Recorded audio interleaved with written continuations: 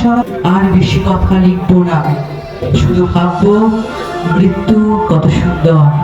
লোহার শিকের উপর হাত, তিনি তাকিয়ে আছেন অন্ধকারের দিকে।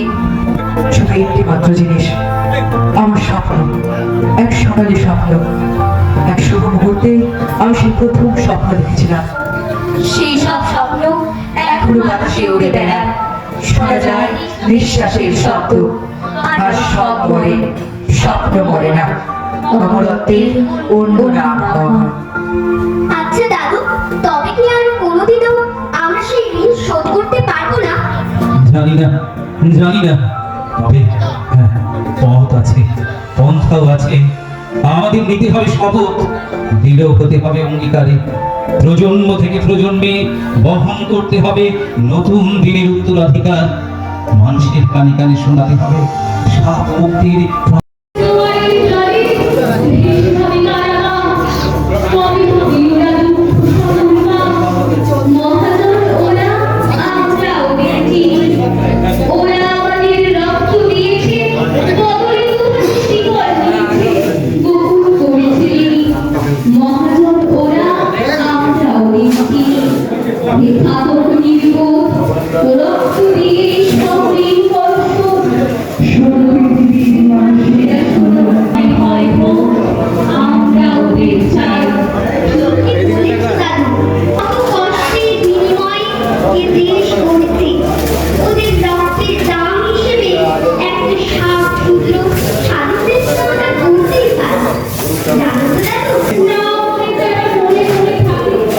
আমরা এই মুহূর্তে পৌঁছে গিয়েছি শহীদ প্রদ্যুৎ ভট্টাচার্যের জন্মভিটে গোকুলনগরে।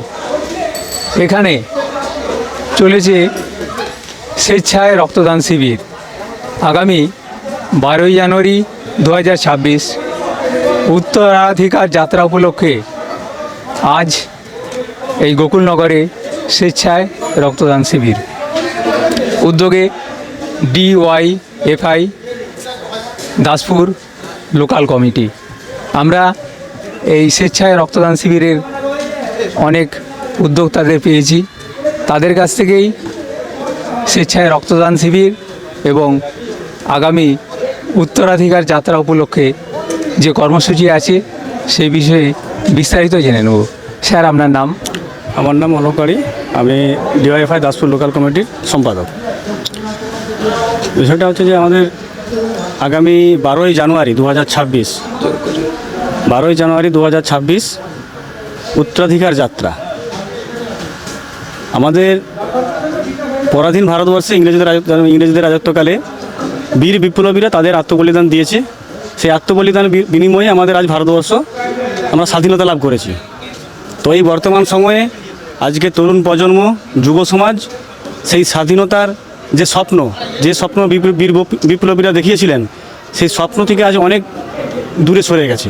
তারা মোবাইলের মধ্যে আবদ্ধ, খেলাধুলার জগৎ থেকে তারা বিচ্ছিন্ন। মাঠ আজ ঘাসে ভরা। তো সেই জায়গায় আমাদের বীর বিপ্লবীদের যে স্বপ্ন, সেই স্বপ্নকে আবার পুনরায় এই নতুন প্রজন্মের মনে সঞ্চার করার জন্য আমাদের ভারতের ছাত্র ফেডারেশন এবং DYFI আমরা দাসপুর থানা এলাকার আমরা এই কর্মসূচিটা আমরা গ্রহণ করেছি। যে দাসপুরের যে ইতিহাস, স্বাধীনতা সংগ্রামের ইতিহাস আমাদের এলাকার অনেকেই জানে না। প্রদ্যুৎ ভট্টাচার্য, প্রভাংশু পাল, এদের নতুন প্রজন্ম এদের নামই জানে না। মোহিনী মণ্ডল, মৃগেন্দ্রনাথ ভট্টাচার্য, পূর্ণচন্দ্র সেন, এদের নামই জানে না। আমরা চাই যে তারা এই নতুন প্রজন্ম জানুক, তারা এই বিষয়টা জানুক, আমাদের স্বাধীনতা সংগ্রামের ইতিহাস তারা জানুক। তাদেরকে এই আঙ্গনে ফিরিয়ে আনার জন্যই আমাদের এই উদ্যোগ। এইটাকে কর্মসূচিটাকে সফল করার জন্যে আমাদের যে 4টা লোকাল কমিটি আছে দাসপুর থানা এলাকায়, সেই 4টা লোকাল কমিটি পৃথকভাবে তাদের অনুষ্ঠান তারা সংগঠিত করছে। আগামী এক লোকাল কমিটি এই প্রদ্যুৎ ভট্টাচার্যের যে জন্মভিটে, সেখানে আমরা করেছি আজ রক্তদান শিবির। গত খাঞ্জাপুরে করবে এক দিনরাত্রিব্যাপী হচ্ছে একটা ফুটবল টুর্নামেন্ট, এবং এর কর্মসূচির সমাপ্তি হবে আগামী 12 জানুয়ারি এই গোকুলনগর থেকে খাঞ্জাপুর পদযাত্রার মাধ্যমে। পদযাত্রা শেষে সেখানে একটা বিশাল বড় সমাবেশ আছে। আমাদের সর্বভারতীয় নেতৃত্বরা আসবেন, এলাকার মানুষ এবং আজকে এই রক্তদান করার জন্য যারা সহযোগিতা করেছেন বীর শহীদের পরিবার এবং এলাকার মানুষকে আপনারা 12 তারিখে সামিল হবেন। আমাদের এই শহীদের বীর বিপ্লবীদের স্বপ্নকে সার্থক করার জন্য আমরা সমাবেশে আসবেন, এই আশা, এই আকাঙ্ক্ষা রাখি ভারতের DYFI গণতান্ত্রিক যুব ফেডারেশনের পক্ষ থেকে। স্যার আপনার নাম? আমার নাম সুরজিৎ ফড়িয়া, দাসপুর লোকাল কমিটির সভাপতি। আজকে যে রক্তদান শিবির শুরু হয়েছে, কত ইউনিট রক্ত সংগ্রহের লক্ষ্যমাত্রা নিয়ে শুরু হয়েছে? 70 ইউনিট লক্ষ্যমাত্রা নিয়ে সঙ্গে হয়েছে। আমাদের এখনও পর্যন্ত যে রক্তদাতা রক্ত দিয়েছে তার আমরা যেটা দেখলাম যে প্রায় 50 জন এখনও রক্তদান চলছে এবং সেটা আরও বাড়বে বলে আমরা মনে করি। ভারতের গণতান্ত্রিক যুব ফেডারেশন এবং ভারতের ছাত্র ফেডারেশন 12 তারিখ হচ্ছে শহীদ পদ্মত ভট্টাচার্যের আত্মবলিদান দিবসকে কেন্দ্র করেই আমরা 4 তারিখ আজ গোকুলনগরে তার জন্মভিটা সংলগ্ন এরিয়াতে আমরা রক্তদান শিবিরের আয়োজন করেছি। এরকম কর্মসূচি ভারতের গণতান্ত্রিক যুব ফেডারেশন প্রায় করে থাকে এবং যুব সমাজদের মধ্যে তার একটা বার্তা পৌঁছে দিতে যে সামাজিক কর্তব্য এবং সামাজিক কর্তব্য পালনের মাধ্যম দিয়েই আমরা আমাদের লক্ষ্য এড়াতে থাকবো। আমি যুব আন্দোলনের একজন প্রাক্তন কর্মী। আপনারা এই রক্তদান শিবিরের আয়োজন করলেন কেন? দেখুন, সমাজে তো বিভিন্ন রকমের উৎসব অনুষ্ঠান হয়ে থাকে, বাঙালিরা বিশেষত করে থাকে। আমরা প্রগতিশীল এবং বিপ্লবী যুব সংগঠন হিসাবে সমাজের যে সামাজিক কর্তব্য যা আমরা মনে করি, সেই সামাজিক কর্তব্যকে মাথায় রেখেই আমরা এই স্বেচ্ছায় রক্তদান শিবির এখানে সংগঠিত করছি। বিভিন্ন রকম অনুষ্ঠান হয়।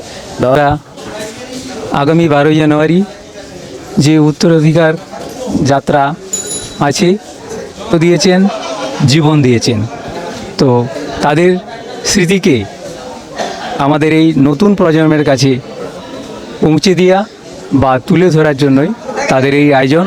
ক্যামেরায় রাজীব পাত্রের সঙ্গে আমি শ্যামাপদ প্রামাণিক, STSP নিউজ বাংলা, সরাসরি গোকুলনগর থেকে।